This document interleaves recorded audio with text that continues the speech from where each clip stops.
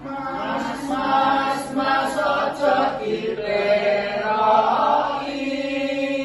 Mas ojo dipoyoi. Karepmu njaluk diesemi. Tingkahku kudu ngerti cara. Ojo ditinggal pribaden ngerti murah. Mengko keri ing jaman boyo sing eling bapa iku budaya pancene bener kanggamu. Mas ojo dileroi.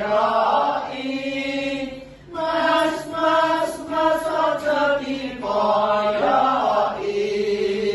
Karepmu njaluk diesemi.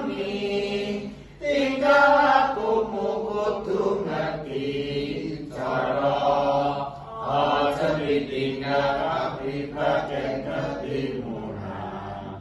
Mengko keri ing jaman boyo sing eling bapa iku